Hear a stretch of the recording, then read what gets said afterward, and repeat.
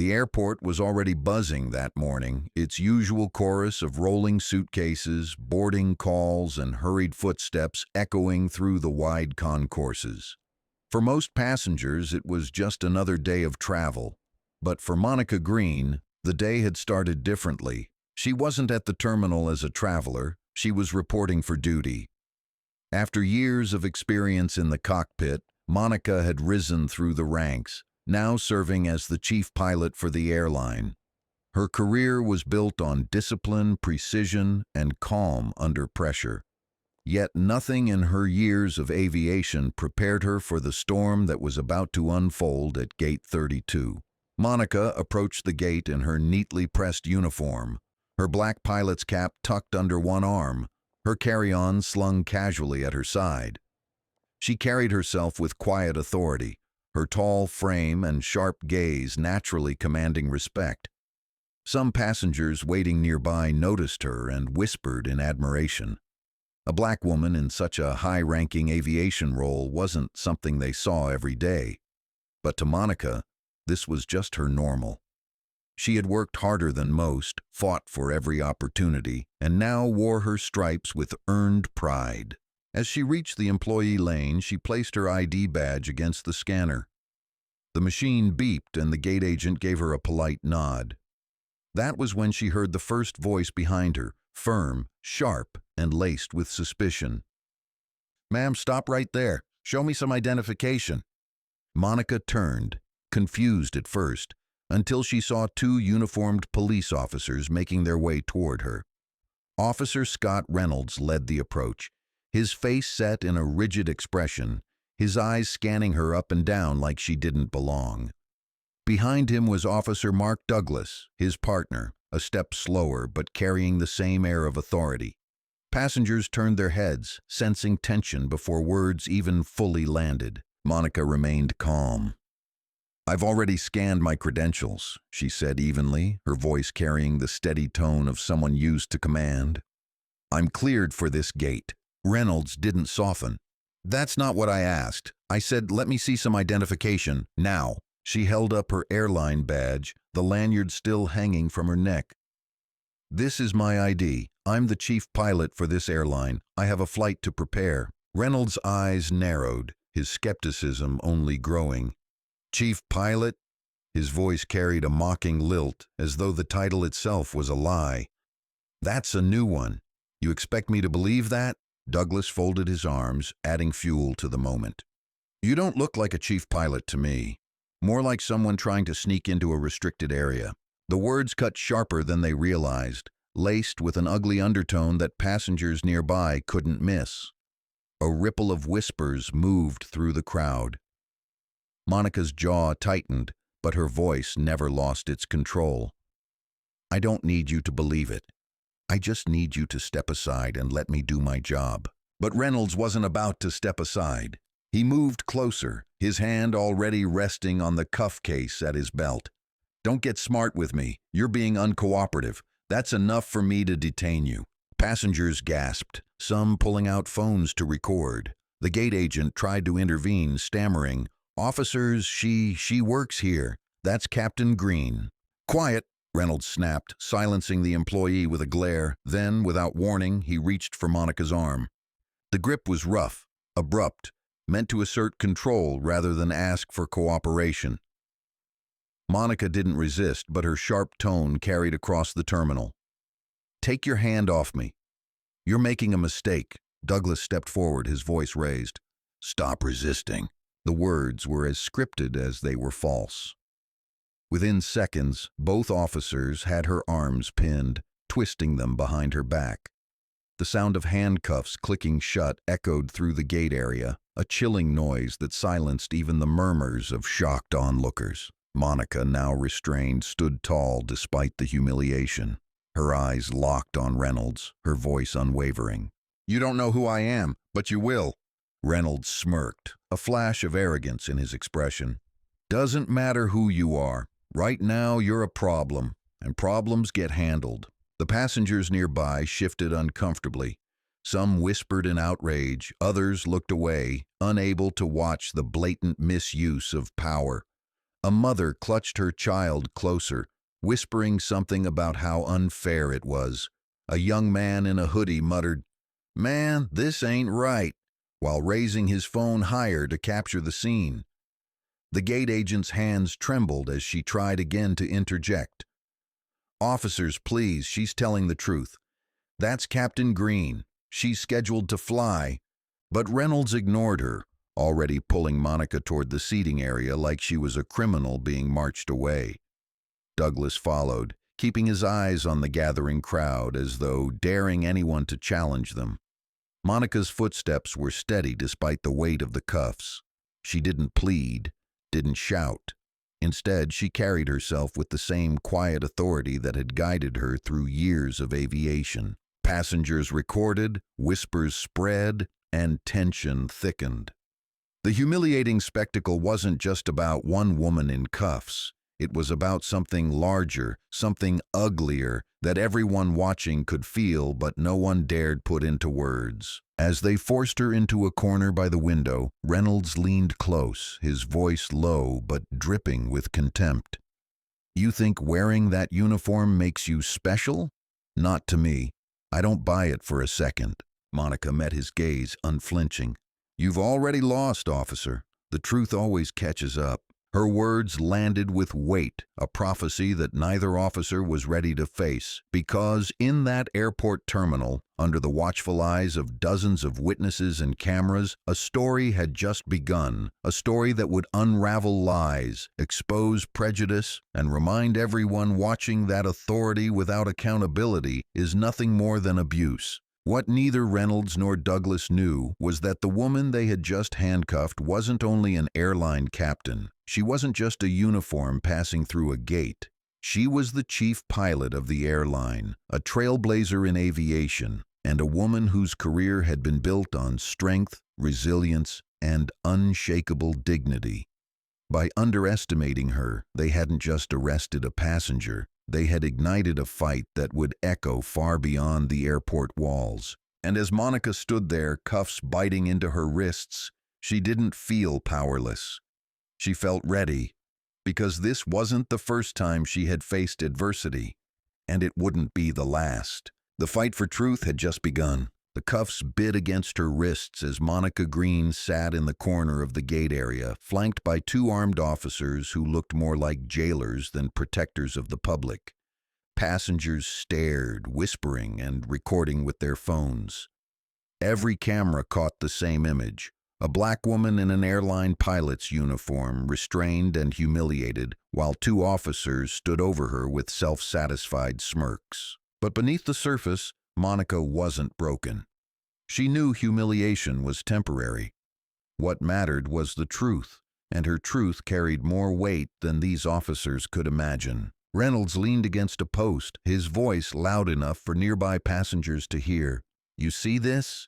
She thinks she's above the rules. Everyone has to follow the same process. Can't just waltz through because you're wearing a costume." Douglas chuckled under his breath, adding, "She was quick to flash that fake badge, though. Thought it would get her out of trouble." Monica turned her head slowly, her gaze sharp enough to silence the younger officer for a moment. "That badge is real, and the only thing fake here is the authority you think you have over me." The statement rippled across the waiting area. A woman in business attire muttered to her seatmate, "She doesn't look like she's lying." A man across the aisle shook his head, whispering, "These cops don't even know who they're dealing with." The gate agent, Rachel Porter, returned with a supervisor in tow. David Collins, a middle-aged man with salt and pepper hair and a serious expression, stepped forward. "Officers," he began, his voice calm but firm, "this is Captain Monica Green. She's not only a pilot, she's our chief pilot. She's scheduled to oversee a flight this morning." Reynolds didn't flinch. "That's what she claims. Until we verify, she stays in custody." David's jaw tightened. "I'm telling you, I've worked with her for years. If you don't let her go, you're going to have a serious problem." But Reynolds wasn't backing down. His authority was being challenged, and men like him doubled down when cornered. "Sir, unless you want to be detained for interfering, step back." Passengers gasped. Phones tilted higher. What might have been a private embarrassment was now turning into a spectacle. Rachel Porter spoke up, her voice shaking but determined. "She's the highest-ranking pilot in this airline. If you do this, you're grounding more than a flight. You're grounding the truth." Monica lifted her chin, her voice carrying above the chaos. "Don't argue with them, Rachel. Don't give them the satisfaction. Their arrogance will undo them without your help." Her calm composure contrasted sharply with the officer's growing aggression. Reynolds yanked her to her feet. "Let's go. We're moving to a private holding area." Monica's steps were steady despite the cuffs. As they escorted her down the jet bridge toward a waiting police vehicle, passengers lined the corridor, recording every second. One man muttered into his phone's camera, "They don't even realize who she is. This is about to blow up." Hours later, after being processed at the airport precinct, Monica sat across from her attorney, Anthony Coleman, a young black lawyer with sharp instincts. Anthony had been called by the airline the moment news of her detention spread. "Tell me everything," he said, flipping open his notebook. Monica's voice was steady, almost clinical, as though she were delivering a flight report. "I showed my credentials. They ignored them. The gate agent vouched for me. They silenced her. They cuffed me without cause, accused me of impersonating an officer, and dragged me through the terminal like I was a criminal." Anthony scribbled furiously. "And you didn't resist?" "No," she said flatly. "I gave them no excuse. That's why their story won't hold." Anthony leaned back, studying her. "Do you realize what this looks like? A chief pilot, wrongfully detained, handcuffed in uniform at her own gate. The optics alone will set the media on fire." Monica's eyes flickered, a storm brewing beneath her calm exterior. "This isn't about optics, Anthony. This is about dignity. They didn't see me as a professional. They didn't see me as a pilot. They saw me as a black woman in a place they didn't think I belonged. And they thought they could break me." Anthony nodded slowly. "Then we'll make sure the world sees the truth." He flipped to a new page. "Before we build this case, I need your story. Not just today, all of it. Who you are, how you got here. If they want to pretend you don't belong, we'll remind them how much you earned this." Monica inhaled deeply, her mind rewinding through the decades. "I grew up in Atlanta," she began. "My father was an auto mechanic. My mother was a school teacher. We didn't have much, but they gave me discipline and drive. I fell in love with the skies the first time a plane flew low over our neighborhood. It rattled the windows, but it woke something in me. I wanted to be up there, not watching, not dreaming, but flying." Anthony leaned forward, captivated. "And how did you make that happen?" "Scholarships, hard work.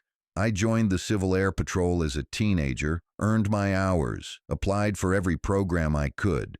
When people told me, 'Pilots don't look like you,' I just worked harder. By the time I was 25, I was flying regional jets. By 30, I was promoted to captain. And by 40, the airline named me chief pilot."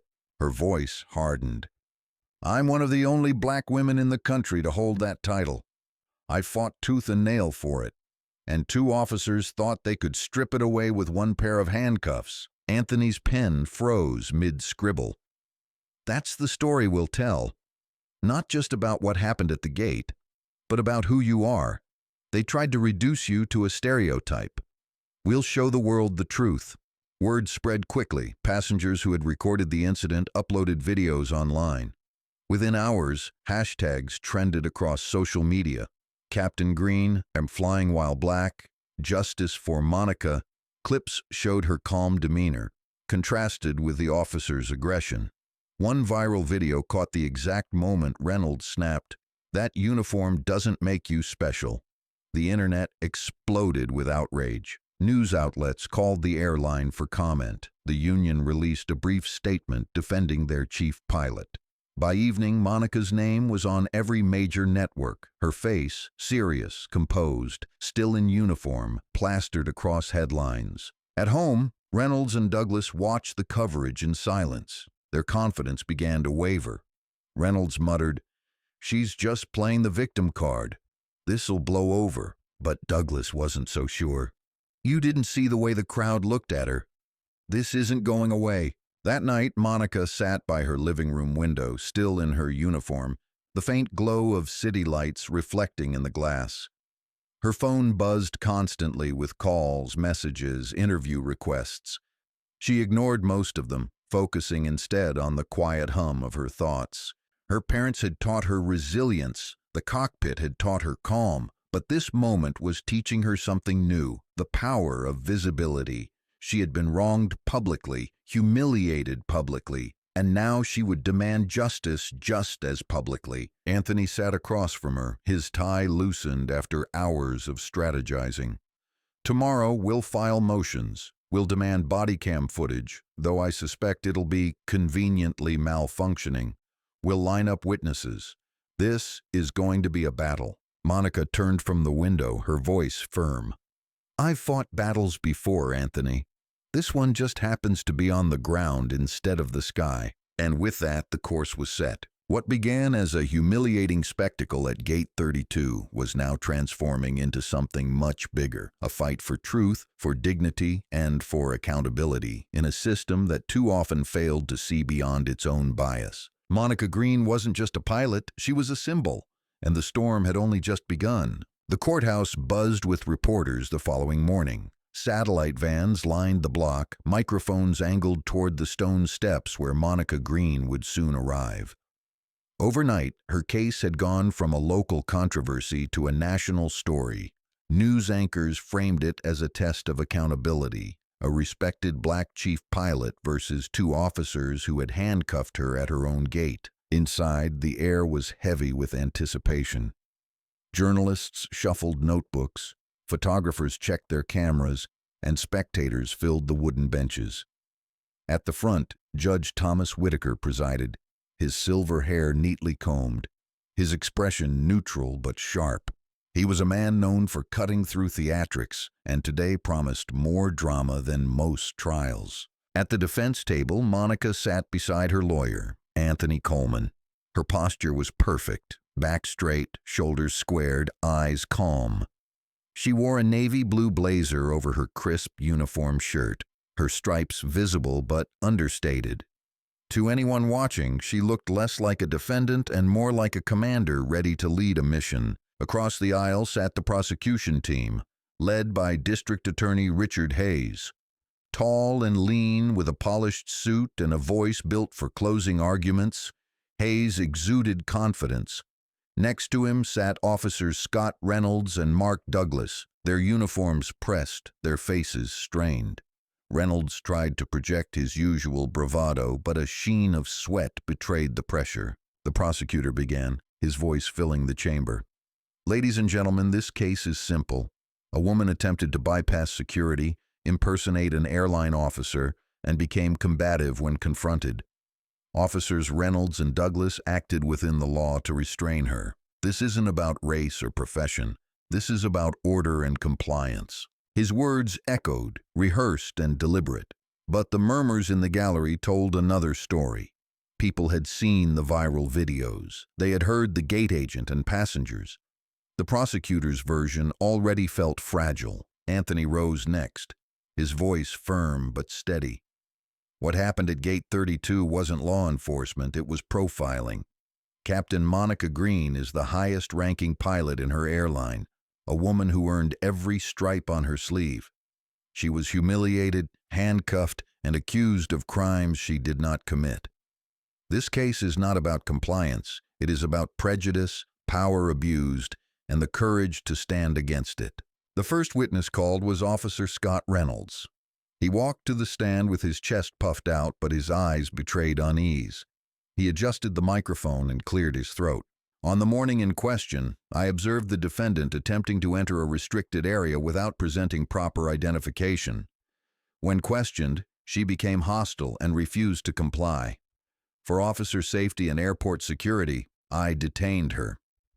Anthony stood slowly, his expression unreadable.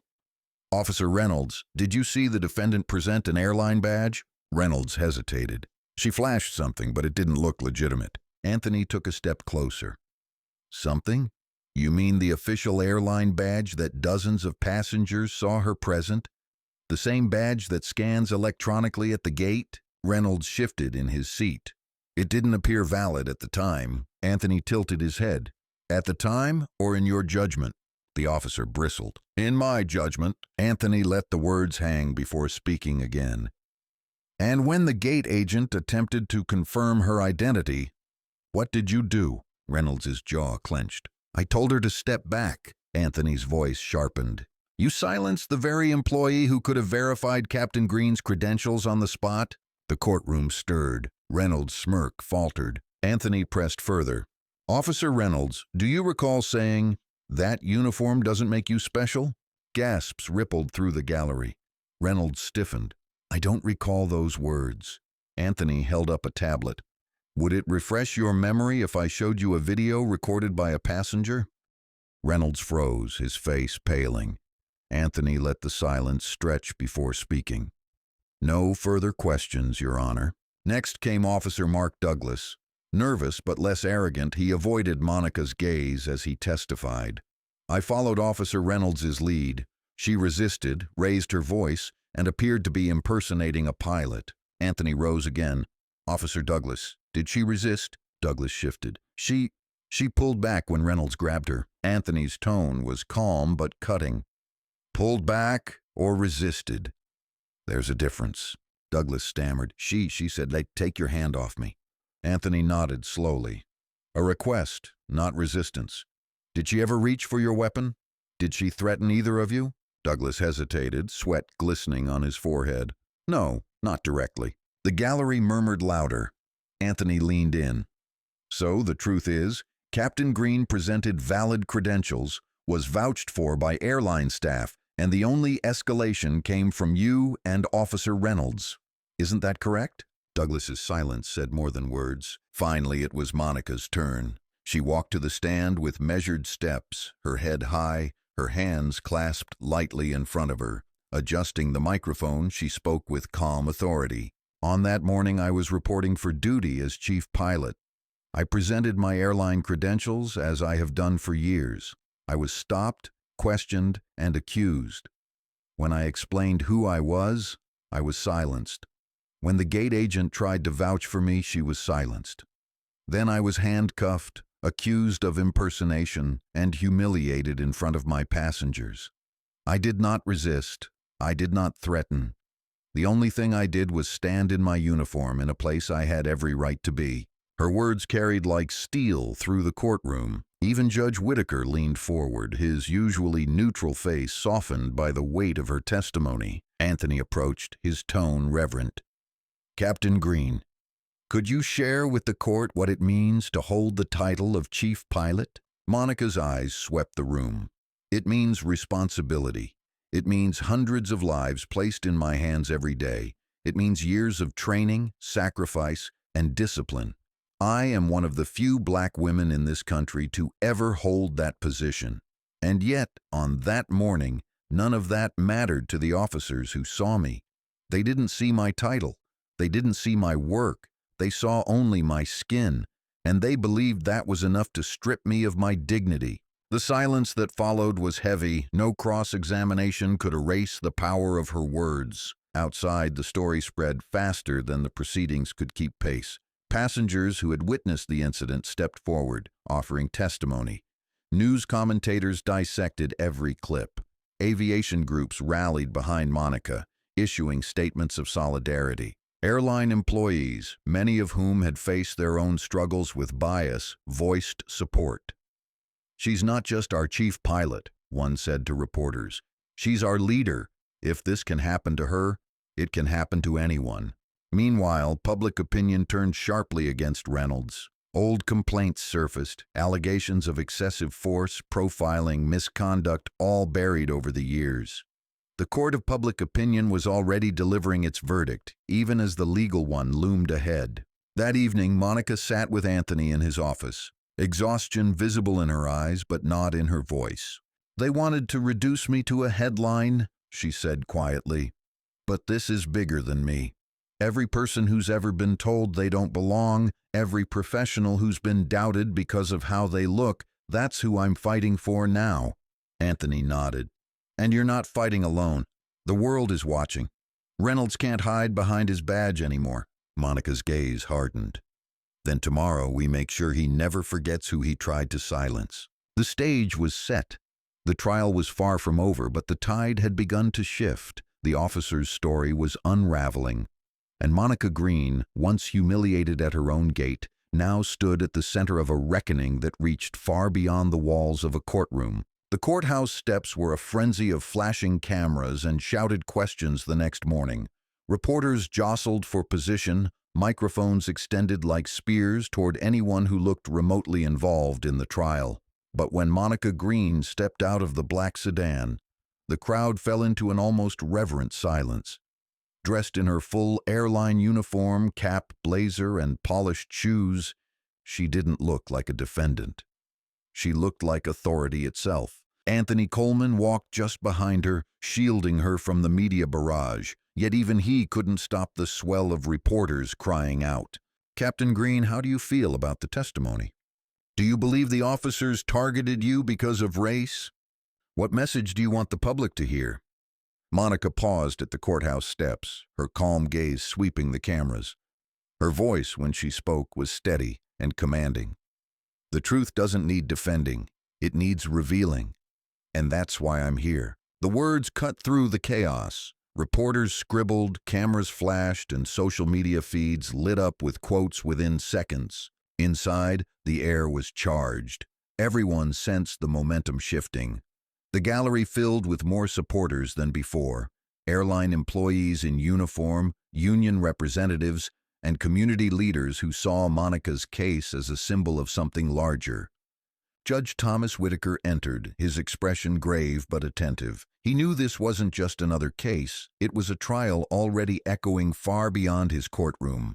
The prosecution called its next witness, Officer Reynolds again, this time to clarify inconsistencies in his earlier testimony. He walked stiffly to the stand, his once brash demeanor dimmed by the mounting scrutiny. District Attorney Hayes asked carefully, "Officer Reynolds, can you explain why your testimony differs from video evidence presented yesterday?" Reynolds cleared his throat, sweat beading on his forehead.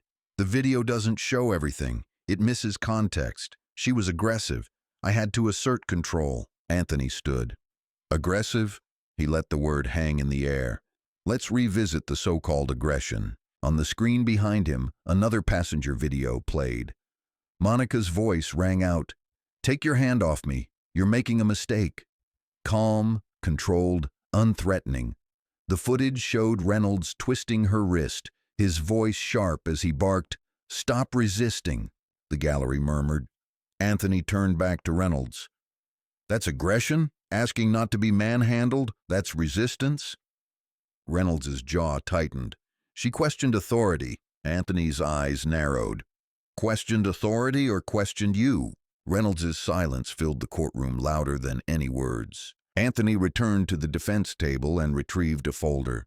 "Your Honor, the defense moves to enter Officer Reynolds' personnel record into evidence." Hayes objected immediately. "Irrelevant. Past complaints have no bearing." Judge Whitaker cut him off. "Overruled. Let's see it." Anthony handed documents to the bailiff, who distributed copies to the jury. Anthony's voice carried, calm, but edged with steel. Over the course of his career, Officer Reynolds has been the subject of 12 citizen complaints, excessive force, racial profiling, improper conduct, each one dismissed or buried. Gasps echoed. The jury leaned forward, eyes wide. The gallery erupted into whispers. Anthony stepped closer to the stand. "Officer Reynolds, can you explain why so many complaints follow you like shadows?" Reynolds' face flushed crimson. "People lie. Criminals lie. I did my job." Anthony's voice cut sharper. "And what about the complaint 3 years ago where a black airline mechanic reported you accused him of sneaking around in a hangar he was assigned to work in? Does that sound familiar?" Reynolds opened his mouth, then shut it. His silence was deafening. Anthony turned to the jury. "This isn't about one incident at Gate 32. This is about a pattern that finally found a witness strong enough and a position high enough to fight back." The defense called David Collins, the airline supervisor who had confronted Reynolds at the gate. His testimony was steady, unwavering. "I told those officers who she was," I said in plain words. This is Captain Monica Green, our chief pilot. They ignored me. They threatened to arrest me for interfering. Anthony asked, "And did Captain Green at any point resist their commands?" David shook his head. "She stood calmly the entire time. The only aggression I saw came from the officers. Next came Rachel Porter, the gate agent." Her voice shook at first, but grew stronger as she spoke. "I've scanned her badge hundreds of times. It's real. She's real. And watching them treat her like that—" She paused, swallowing hard. It was wrong. It was beyond wrong. The jury watched her with empathy. Ordinary employees carried weight because they had no incentive to lie. Outside the courthouse, the airline held a press conference. Executives stood alongside pilots in uniform.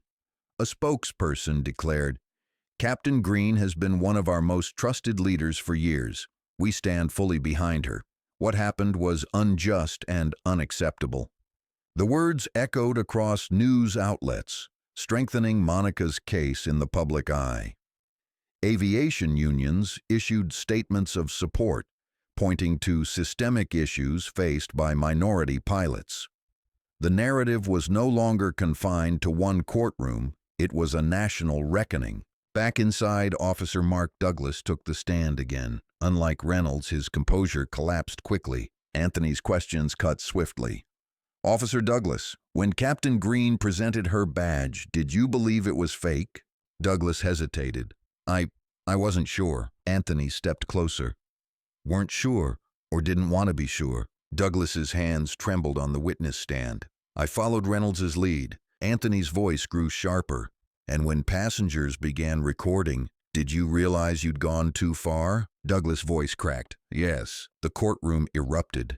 Hayes jumped to his feet, objecting, but the damage was done. The second officer had admitted under oath that doubt and peer pressure, not evidence, drove his actions. Supporters in the gallery whispered urgently. A retired pilot leaned toward a reporter. "I've known Monica for years. If they can do this to her, imagine what happens to the people without uniforms." Every word, every glance added weight to the growing mountain against Reynolds. When the court recessed, Monica sat quietly at the defense table, her hands folded. Anthony leaned toward her, whispering, "We're dismantling them piece by piece." She nodded. "But this isn't just about dismantling them. It's about building something stronger, something better." Anthony studied her for a moment, realizing she wasn't just fighting for herself. She was fighting for every person who had been doubted, dismissed, or demeaned because of their skin color. As the judge called the court back into session, Monica's calm presence filled the room again. She wasn't a victim on trial. She was a leader delivering a lesson the entire country needed to hear. The walls were closing in on Reynolds, and everyone could feel it. The courthouse was packed to its limits. By the fifth day of proceedings, the trial of Captain Monica Green versus Officers Scott Reynolds and Mark Douglas had become more than a case. It had become a symbol. The gallery wasn't just filled with curious locals anymore.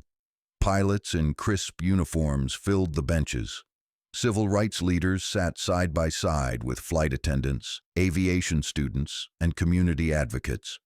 Even retired military officers had come, quietly supporting the woman who had once been told she didn't belong in the cockpit. Judge Thomas Whitaker adjusted his glasses as he surveyed the packed courtroom.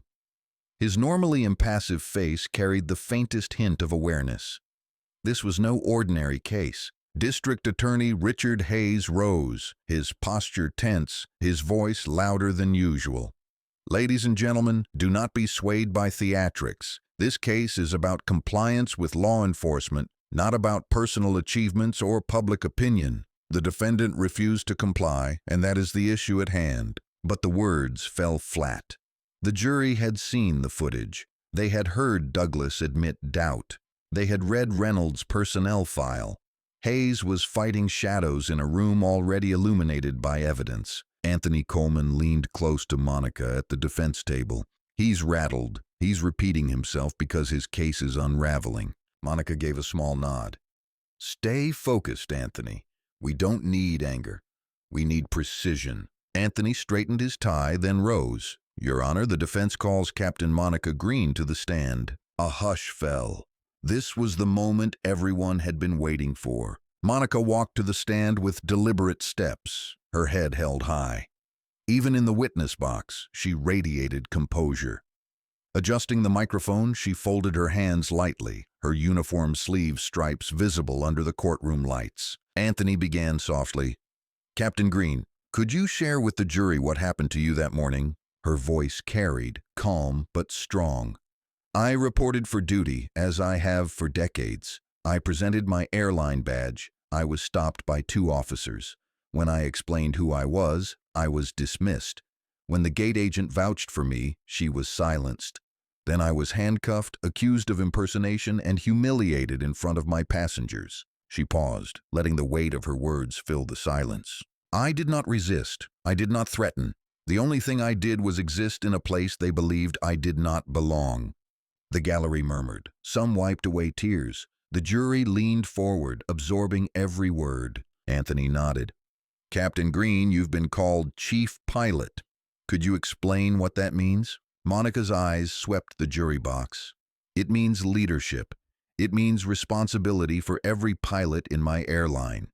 It means decades of training, thousands of hours in the cockpit, and the lives of hundreds of passengers placed in my hands every single day. It is a role almost no black woman has ever held.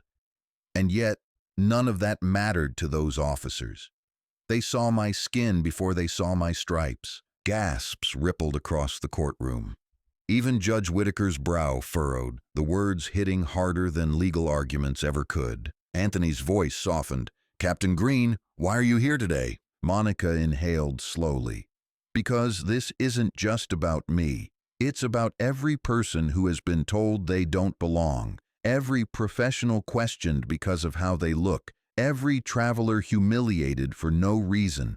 I am here because truth matters, dignity matters, and no badge, no uniform, no position should excuse abuse of power. The silence that followed was electric. Hayes rose, his jaw tight.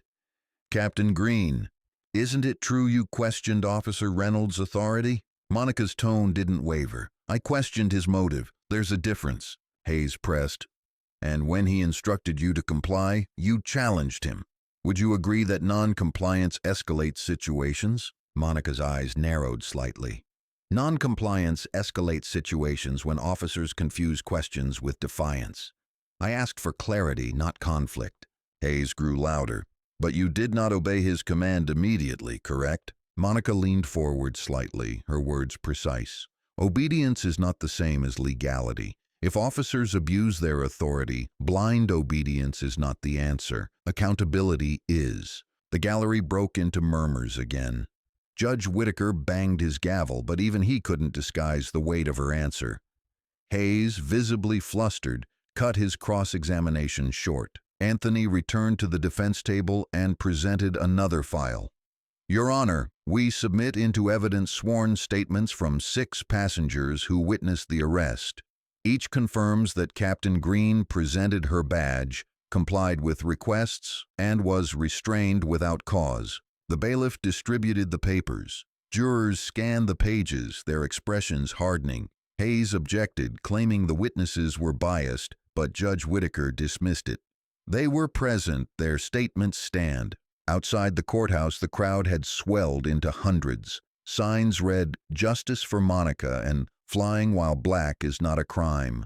News crews reported live, amplifying every twist inside. Civil rights groups organized rallies, framing the case as a turning point for both policing and aviation. Even airline passengers chimed in. Clips circulated of travelers saying they felt safer knowing Captain Green was at the helm of their flights. One video showed a man declaring, "If she can lead a jet through storms, she can lead us through this." It went viral overnight. Inside, Reynolds sat at the prosecution's table, his once cocky demeanor gone. He fidgeted with his pen, sweat dampening his collar. Every new piece of evidence chipped away at his confidence. He could feel the jury's eyes on him, not with respect, but with suspicion. Anthony leaned toward Monica, whispering, "He's unraveling. Tomorrow, we push him to the edge. Monica's calm reply, "And when he falls, we'll make sure the system that enabled him is exposed too." As the day closed, Judge Whitaker gave his sternest instruction yet. "This court reminds both sides. This trial is not a stage for politics. It is a stage for truth. Let us not forget the gravity of what is at stake." But everyone in that room knew the trial had already become more than a case. It was a mirror reflecting larger truths about race, authority, and accountability in America.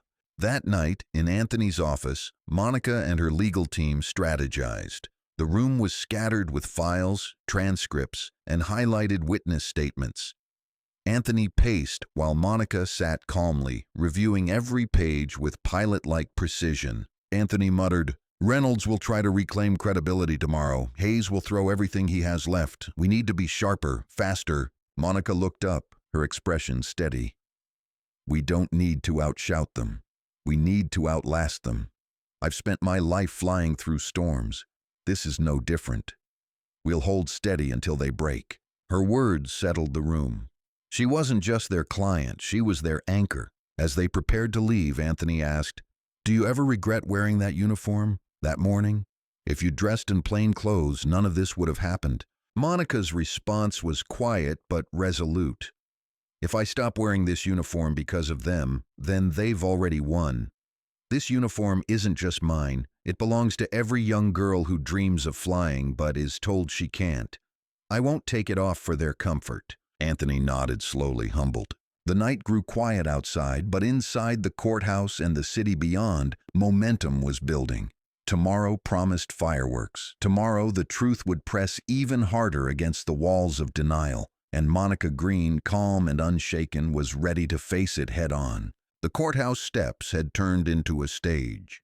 By now, every hearing drew larger crowds. Television crews broadcast live feeds, protesters held signs, and flight crews in uniform lined the sidewalks in silent solidarity.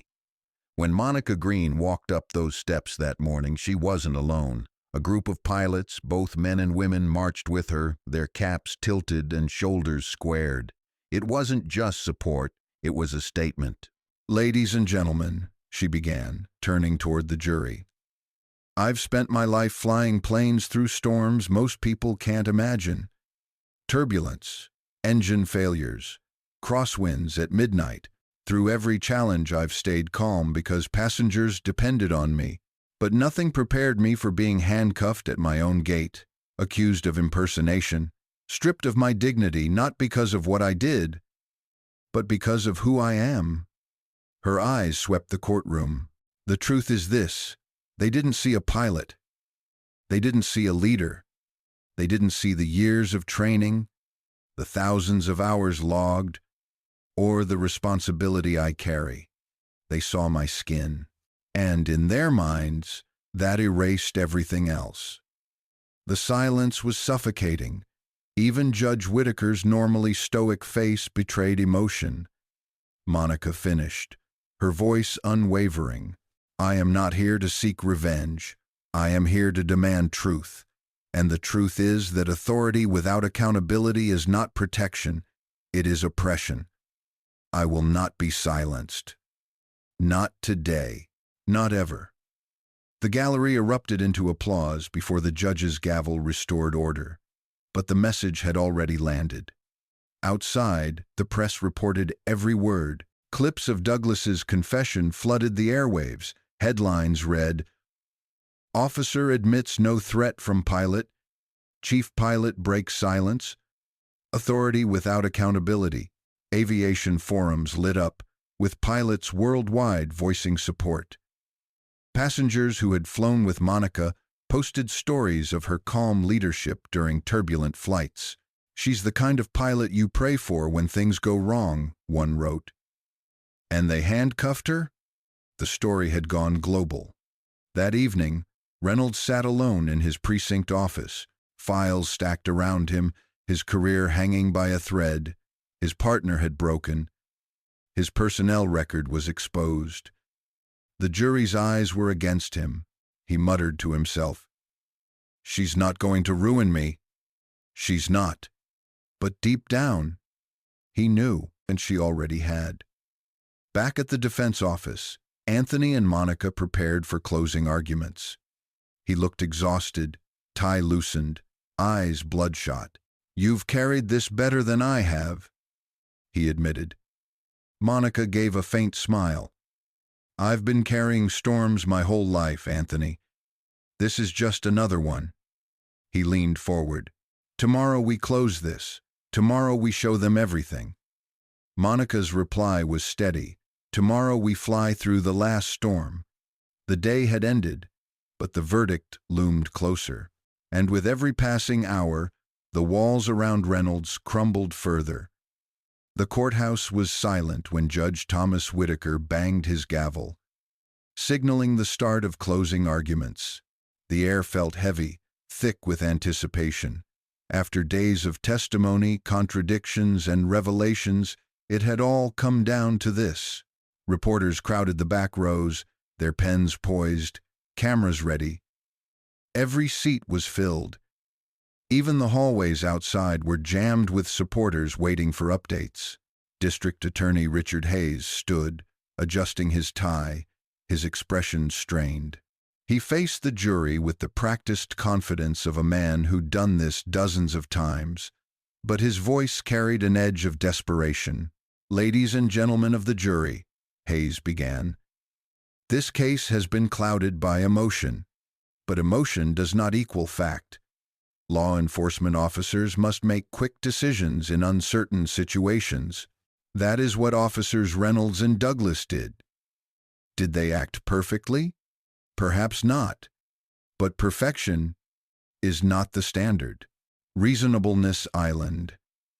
He gestured toward Reynolds, whose face was tight, jaw locked. Officer Reynolds believed Captain Green posed a potential threat. She refused to comply immediately, questioned his authority, and created a disturbance in a highly sensitive area of an airport. His duty is to act, and he did. Hayes' voice grew louder. "You cannot allow sympathy, public opinion, or viral videos to sway you. Ask yourselves one question. Do we want officers hesitating in the face of uncertainty, or do we want them to act swiftly to protect us all?" He paused, scanning the jury box. "This case is not about race. It is not about reputation. It is about order." And when Captain Green chose not to comply, she chose disorder. Hayes stepped back, his face pale. His words hung in the air, but they felt hollow. The jurors' expressions gave little away, but the gallery's silence spoke volumes. Anthony Coleman stood slowly, buttoning his jacket with deliberate calm. He walked to the center of the courtroom, his gaze steady, his voice quiet but commanding. "Ladies and gentlemen," he began, "you've heard the prosecution talk about order, about compliance, about protecting the system. But I ask you, what good is order if it's built on lies? What good is compliance if it means surrendering dignity? And what good is a system if it silences truth?" He turned toward Monica, seated at the defense table in her navy blazer, her pilot's cap resting beside her. "Captain Monica Green is not on trial for disorder. She is on trial for daring to exist where two officers believed she didn't belong. She showed her credentials. She was vouched for. She complied. And still, she was handcuffed." Anthony's voice rose, sharp with conviction. They didn't see her stripes. They didn't see her title. They saw her skin, and in that moment, they believed it erased everything else she had achieved. The gallery murmured, the emotion palpable. Anthony paced slowly in front of the jury. "The prosecution says this case isn't about race, but when a black woman in full uniform, the highest-ranking pilot in her airline, is dragged through an airport in handcuffs while passengers beg officers to stop, what else is it about?" He turned sharply, pointing toward Reynolds. "This officer silenced witnesses. He dismissed valid credentials. He twisted truth into lies. He thought his badge gave him absolute power. But a badge is not a shield from accountability. It is a responsibility, and he failed it. Anthony's voice softened as he walked back toward the jury. Captain Green has flown thousands of passengers safely through storms. She has led crews through emergencies. She has carried the weight of responsibility that most of us can't imagine. And yet, on that morning, she was reduced to nothing more than a stereotype in the eyes of two men. That is not law. That is injustice. He leaned closer to the jury box, his words deliberate. You have the power to send a message that truth matters, that dignity matters, that accountability matters. Not just for Captain Green, but for every person who has ever been told they don't belong. Do not let this injustice stand. He paused, his voice dropping to a near whisper. Because justice delayed is justice denied. And today, you have the chance to deliver justice. The silence that followed was suffocating. Anthony returned to the defense table, placing a reassuring hand on Monica's shoulder. Judge Whitaker gave his instructions. The jury was dismissed to deliberate. The courtroom emptied into a nervous hum. Monica sat quietly at the defense table, her hands folded, her face calm but unreadable. Anthony leaned in. They heard you. They heard us. I think we did enough. Monica's gaze remained steady. I don't want enough. I want truth. Hours dragged like days. Reporters swarmed outside. Supporters prayed, chanted, and held signs in the courthouse square. Inside the jury room, 12 men and women wrestled with evidence, testimony, and conscience. Monica and Anthony waited in a side chamber. Anthony paced, unable to sit still. Monica sat by the window, watching the fading light streak across the city skyline. Do you ever think about walking away from all this? Anthony asked suddenly. Monica's eyes didn't leave the horizon. Walking away means letting lies win. I've spent my life flying through storms. You don't abandon the cockpit because of turbulence. You steady the plane until you land. Anthony stopped pacing, his frustration giving way to admiration. You're stronger than anyone I've ever represented. Monica gave a faint smile. I've had to be. The knock on the door came hours later. The jury has reached a verdict. The courtroom refilled instantly, the gallery brimming with anxious faces. Judge Whitaker took his seat, his voice steady. Bring in the jury. The jurors filed in, their expressions unreadable. The foreperson, a middle-aged woman with kind but serious eyes, held the verdict slip tightly. Judge Whitaker cleared his throat. Madam Foreperson, has the jury reached a verdict? Yes, Your Honor. The bailiff handed the slip to the judge, who read it silently before returning it. Please read the verdict. The foreperson unfolded the paper, her voice steady. In the case of State versus Captain Monica Green, we, the jury, find the defendant. The room held its breath. Reynolds sat rigid, sweat glistening on his forehead. Douglas stared down at his hands, unable to look up.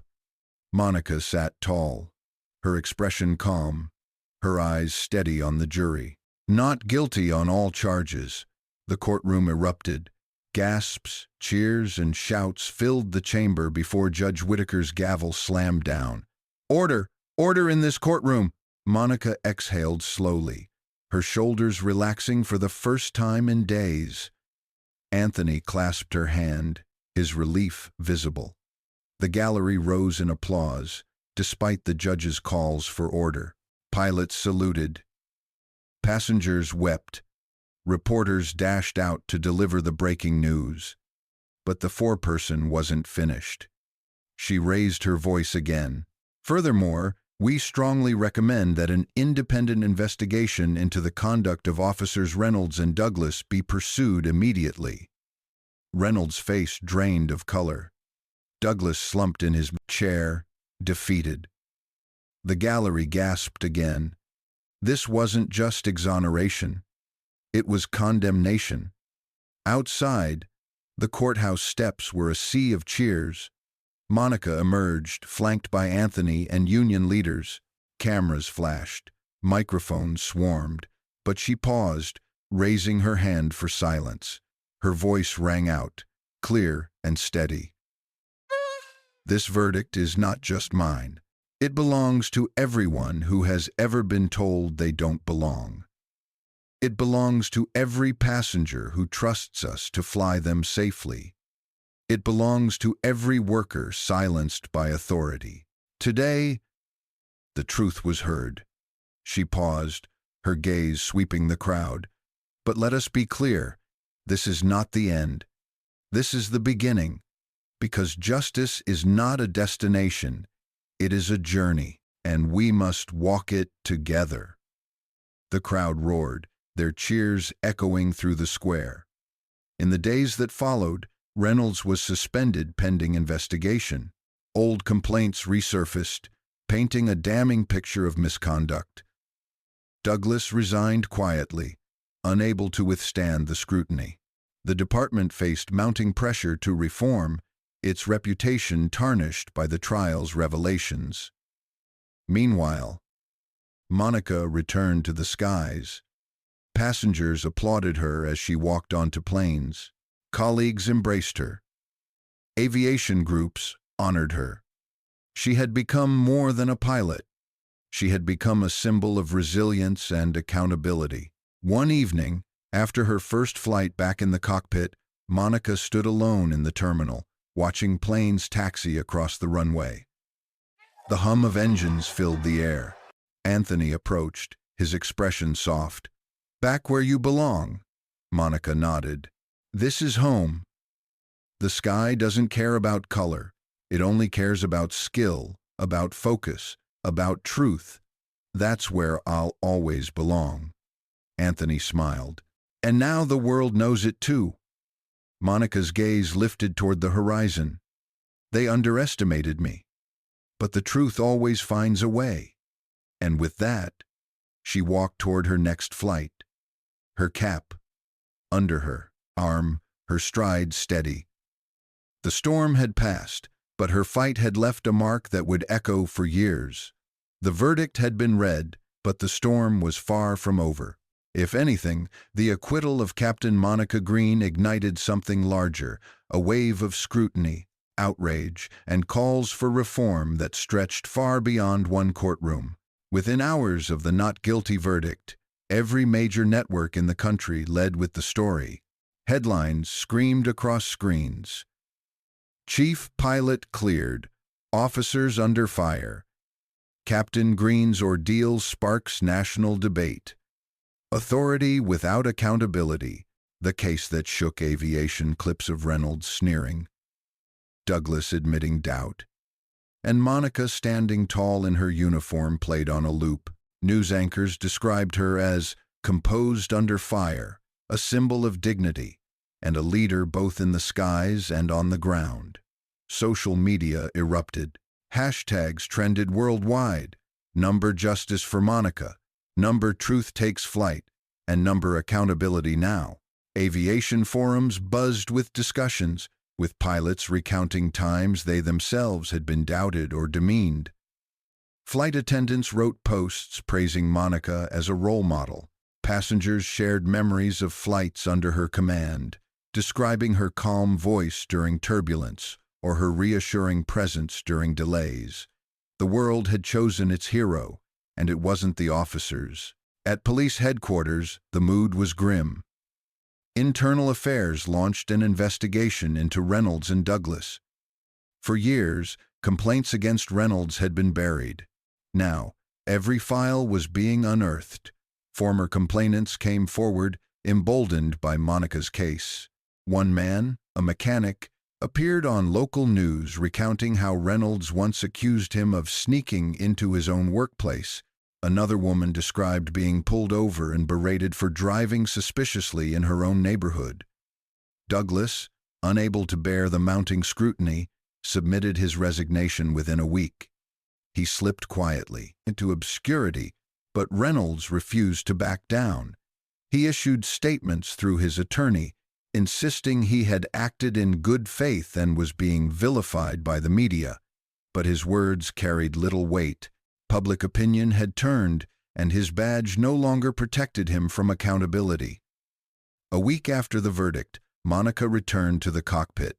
The airline scheduled her on a high-profile route, knowing passengers would welcome her. When she entered the terminal in uniform, the crowd waiting at the gate erupted into applause. Some stood, others held signs. "Thank you, Captain Green," and "Fly with Monica." As she walked down the jet bridge, passengers leaned out of their seats to clap and cheer. A flight attendant whispered, "I've never seen anything like this." Monica gave a small nod, her composure intact, but her eyes glistened. She took her seat at the controls, her hands steady on the instruments. For her, this was home. Before takeoff, the intercom crackled. Passengers hushed. Monica's voice came through, calm, warm, and strong. "Good evening, ladies and gentlemen. This is Captain Green. It's my honor to welcome you aboard. We'll be departing shortly, and I promise to get you safely to your destination. Thank you for your trust, and thank you for reminding me why I've fought so hard to sit in this seat." The cabin erupted again in applause. In the weeks that followed, Monica's story became more than aviation news. She was invited to speak at universities, conferences, and community events. Civil rights groups hailed her as an example of resilience. Aviation schools used her case in training, teaching future pilots about bias, professionalism, and the importance of standing firm in truth. She stood on stages where banners read, "Accountability in Action," and "Breaking Barriers." Her speeches weren't fiery. They were steady, grounded, and full of quiet power. "I am not extraordinary," she told one packed auditorium. "I am the product of discipline, of sacrifice, of persistence. But when I was handcuffed at my own gate, all of that was erased by two men who believed I didn't belong. That is why we must demand accountability. Because when truth is silenced, injustice wins, and we cannot allow that." The audience rose in ovation. Meanwhile, Reynolds' world crumbled. The internal investigation confirmed years of misconduct. He was suspended without pay, then dismissed. The district attorney, facing public pressure, announced perjury charges for his false testimony. When news broke, the same reporters who once quoted his denials now played clips of his cross-examinations side by side with the evidence that disproved him. His smirk at the gate, his harsh words, "That uniform doesn't make you special," had become infamous. In bars, living rooms, and offices across the country, people replayed the footage and shook their heads. Reynolds had become a cautionary tale, a face of unchecked arrogance undone by truth. The airline capitalized on the moment. Billboards appeared with Monica's image, her cap under her arm, her eyes focused on the horizon. The slogan read, "Leadership takes flight." Commercials featured her voice narrating, "The sky doesn't care who you are. It only cares that you can fly. And I've spent my life proving that I can." Passengers responded overwhelmingly. Bookings rose. Surveys showed passengers felt prouder flying with the airline. Monica wasn't just their chief pilot. She was their face of integrity. Despite the accolades, Monica remained grounded. At home, she still cooked simple meals, still called her parents every Sunday, still jogged in the early mornings through quiet streets. But late at night, sitting by her window, she reflected on the cost of the storm. Anthony visited one evening, carrying stacks of letters from supporters. "These came in for you. Hundreds of them. People thanking you. Kids saying they want to be pilots because of you." Monica flipped through the letters, her fingers brushing over the words. One caught her eye, a crayon drawing from a young girl. It showed a plane with Monica's name on it, flying high above clouds. The caption read, "I want to be like Captain Green." Her eyes softened. "This is why," she whispered.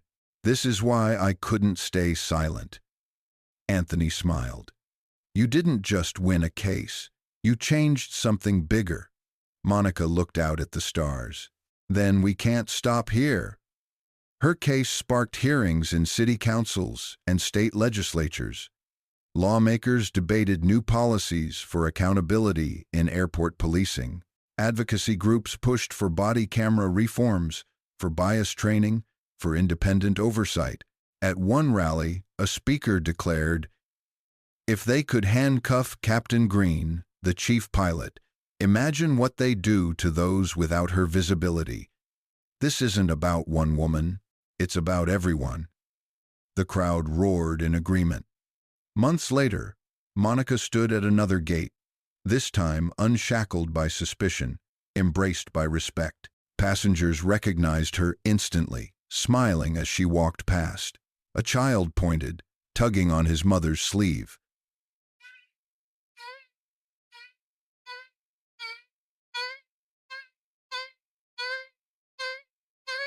The mother smiled softly. "That's Captain Green. Remember her?" She stood up for the truth.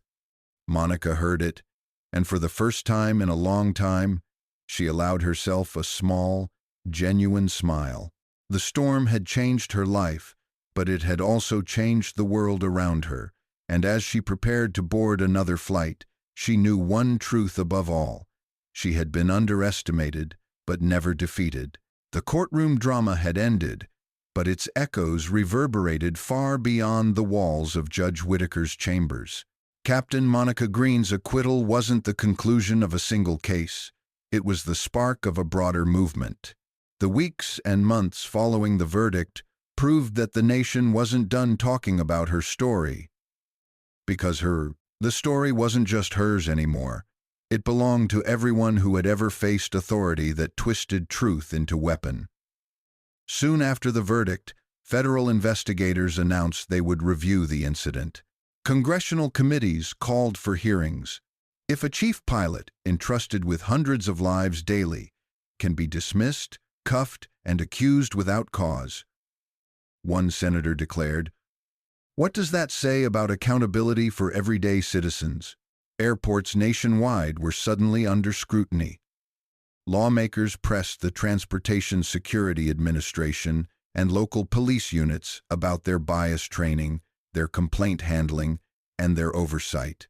For years, those questions had been brushed aside.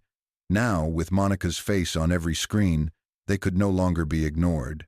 Reports revealed troubling patterns, incidents of profiling that mirrored what Monica endured, only without the visibility to reach headlines. Her case had cracked open a window, and now the world peered inside. For Scott Reynolds, the walls closed in fast.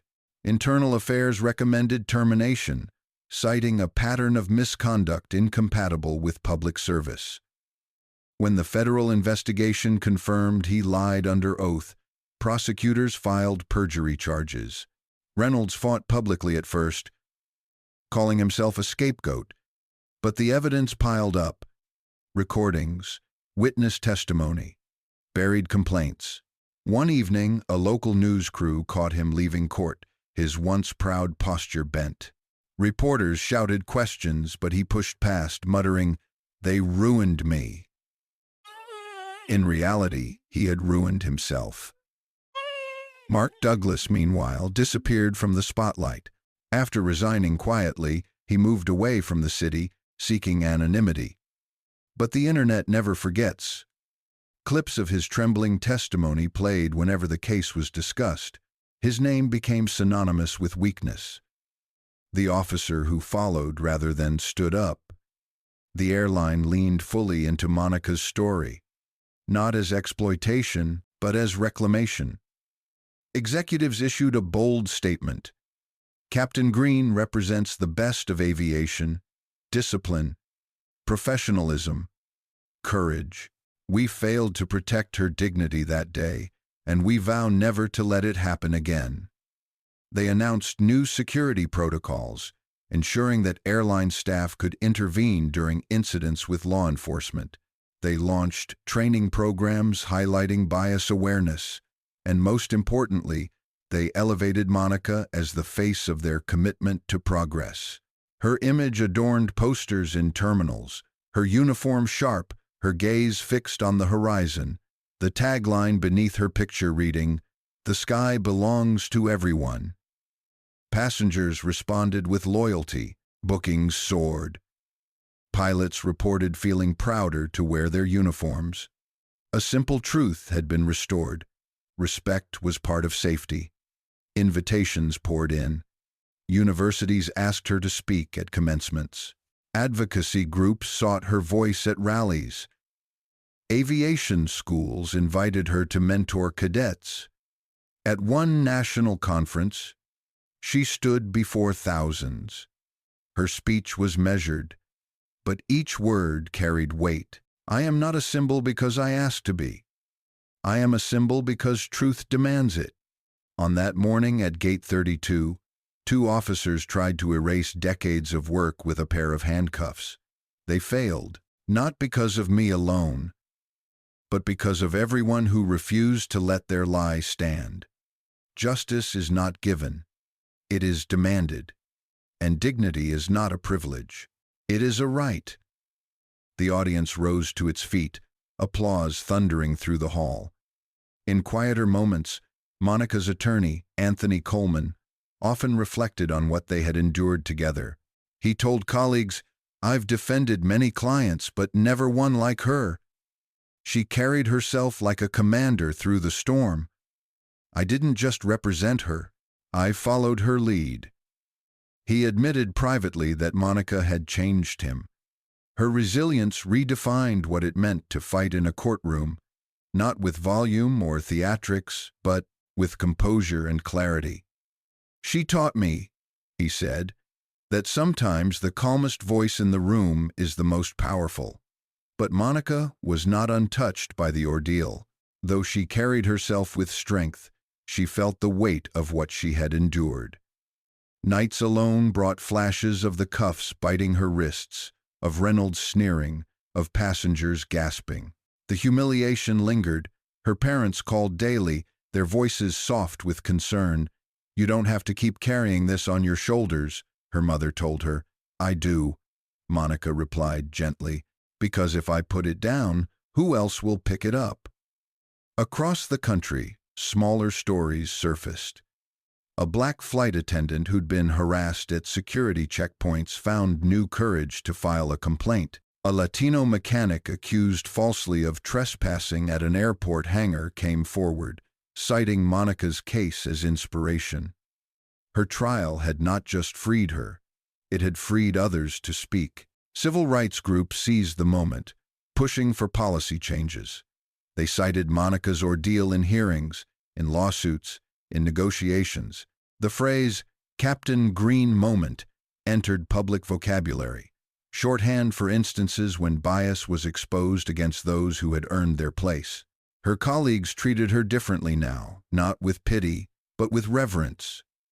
Young pilots lined up after flights to shake her hand. Flight attendants thanked her for her courage. Ground crew workers saluted as she walked by. One afternoon, a rookie pilot approached nervously. "Captain Green, I just wanted to say, you made me believe I can do this, that I can wear these stripes one day." Monica smiled softly, resting a hand on his shoulder. "You don't just wear them, you earn them. And when you do, don't ever let anyone tell you they don't belong to you." On television panels, commentators debated the legacy of her case. Some framed it as a turning point for policing in airports. Others called it a reckoning for systemic bias. But most agreed, the trial had forced a conversation that could no longer be ignored. Aviation historian Rachel Morris remarked on air, "Captain Green's case will be studied for decades, not just for what it revealed about policing, but for what it reminded us about leadership. In the cockpit, she was already responsible for hundreds of lives. On the ground, she became responsible for a movement. Months later, Monica found herself standing at the same gate where it all began, Gate 32. The terminal was quieter now. Just the usual shuffle of travelers and the hum of announcements. She stood in uniform, watching passengers board. For a moment, memory flickered. Cuffs, humiliation, whispers. But then another memory rose stronger. The cheers outside the courthouse. The verdict read, the applause when she returned to the skies. Rachel Porter, the gate agent who had once tried to defend her, walked by and stopped. Captain Green. Feels different now, doesn't it? Monica smiled faintly. It does. This gate used to remind me of pain. Now it reminds me of victory. Rachel nodded. You gave us all courage that day. Monica's reply was quiet but steady. Courage is contagious. That night, as her plane lifted off, Monica sat in the cockpit, the city lights fading beneath her. The engines roared, steady as her heartbeat. Her co-pilot glanced at her, admiration in his eyes. Feels good to have you back up here, Captain. Monica gave a small nod. Feels good to be back where I belong. The sky stretched ahead, boundless, indifferent, free. For Monica Green, it was more than airspace. It was proof that storms could be weathered, that dignity could endure, and that truth, no matter how battered, always found its altitude again. The storm that began at Gate 32 had grown into a nationwide reckoning, but for Captain Monica Green, life was not about headlines or protests. It was about the skies. Her name had become a symbol. Her story, a rallying cry. But at her core, she was still what she had always been, a pilot. And yet, even as she slipped back into the rhythm of flight schedules and pre-flight checklists, her journey was far from finished. Everywhere she flew, passengers recognized her.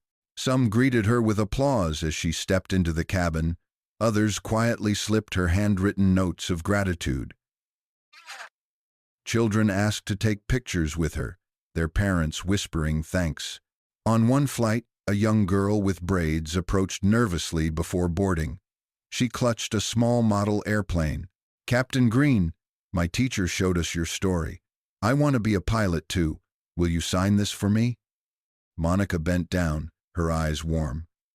Of course, but remember, it's not about looking like a pilot. It's about becoming one. You work hard, you stay disciplined, and one day, this uniform can be yours. The girl beamed, her dream anchored in reality. Soon, honors followed.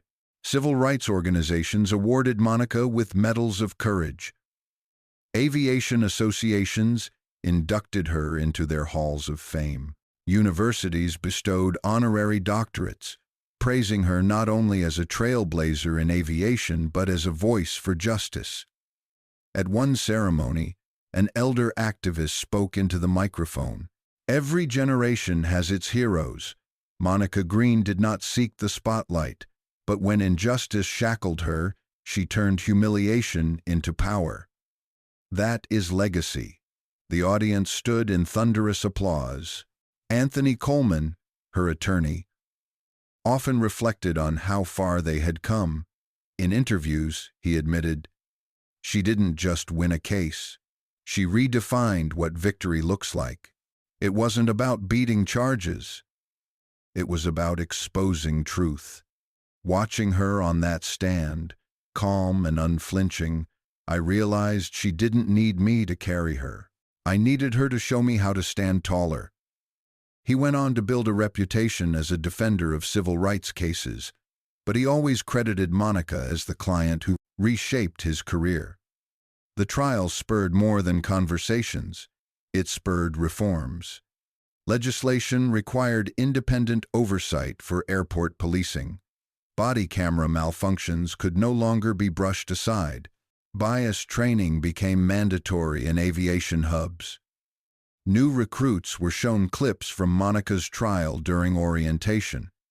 They were taught not only procedures, but perspective. One instructor told a fresh class of officers, "Remember Gate 32. Remember Captain Green.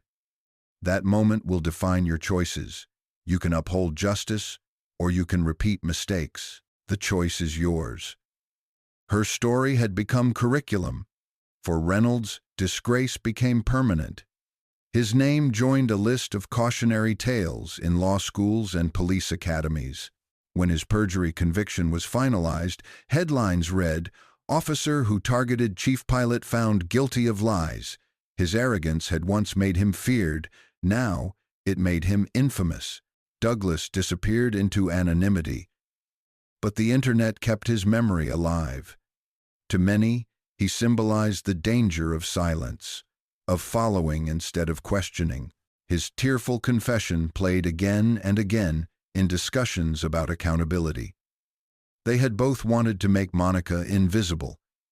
Instead, they erased themselves. Monica began mentoring young pilots, particularly women and minorities breaking into the field. She visited flight schools, sharing her story. "You will face doubt," she told them. "You will be questioned more than others, but don't let that shake you. Let it sharpen you, because when you sit in that cockpit, nothing matters except your skill, your focus, and your discipline. The sky has no prejudice. The sky only asks, can you fly?" Dozens of cadets later credited her with giving them the strength to continue.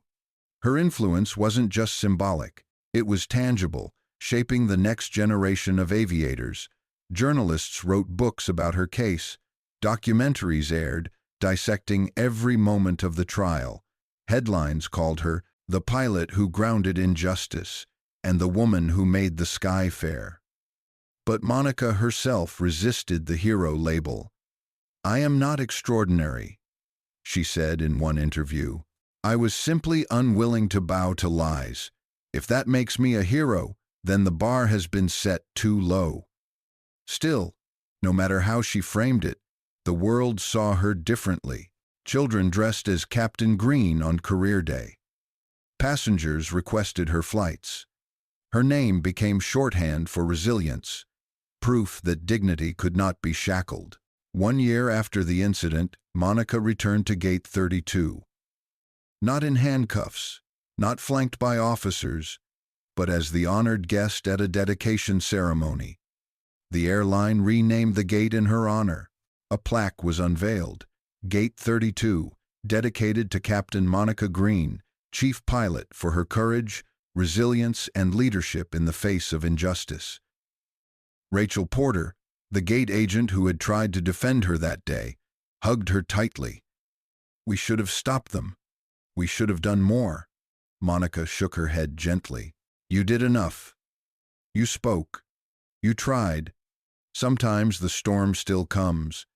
What matters is what we do after." At home, Monica still cherished her solitude. She read by her window, jogged at dawn, and called her parents every weekend. Fame hadn't changed her rhythm, but when she looked in the mirror, she saw something new. Not just a pilot, but a protector of truth. Her mother once asked softly, "Do you ever wish it hadn't happened?" Monica thought carefully. "I wish no one had to endure it. But since I did, I'm glad I stood tall. Because the sky isn't mine alone. It belongs to everyone. And if I had to fight to keep it open for all, then it was worth it." Years later, aviation schools would teach her story. Police academies would use her case as a study in accountability, and young pilots, many of them women and minorities, would point to her name as the reason they pursued the skies. Captain Monica Green had not sought to be a symbol, but symbols are rarely chosen. They are forged through fire, through storms, through injustice. Faced with dignity, her name joined the long line of Americans who turned adversity into progress. And every time her plane lifted into the clouds, passengers felt safer not just because of her skill, but because of her truth. One evening, as her aircraft cruised above the clouds, Monica looked out the cockpit window. The horizon burned orange with sunset. The engines hummed steady, and the world below faded into tiny specks of light. Her co-pilot glanced over. "Ever get tired of this view?" Monica smiled faintly. "Never. It reminds me why I fight. Up here there are no cuffs, no prejudice, no lies. Just truth. Just flight." She adjusted the controls, her voice calm as she prepared for descent. "The sky is freedom, and as long as I'm flying, no one can take that away."